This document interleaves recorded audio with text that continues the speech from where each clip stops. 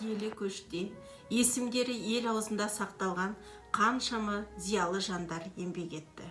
Ұстаздықтың қанапасы, өз ісінің қас шебері, көзінің тірісінде ұстаздықтың падишасы, қазақтың қанипасы атанған Қанипа Омарғали қызы ұстаздар қауымына көшбасшы бола білді.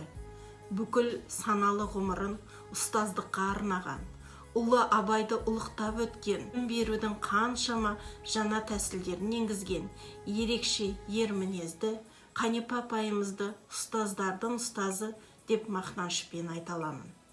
Әйгілі ұстаз академик Қанипа Омарғали қызының күллі адамзатқа күн нұрындай сәуле таратқан еңбектері кейінгі ұрпақ бүгінгі толқыннан өз жалғасын табуда.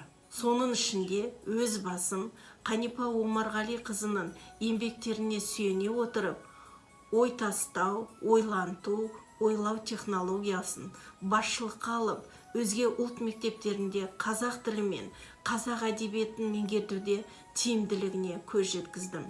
Қанипа апайымыз айтқандай, бала сабаққа келгенде ойланып келіп, кеткенде есіктен ойланып кету керек деген ұстаным әрқашан жадымда ұстана. Ал ұстаз сол әлемді шар тарапқа жетелеуші. Ұлтымыздың біртуары, ұстаздардың ұстазы Қанипа апайымыздың есімі мәңгі өлмейді.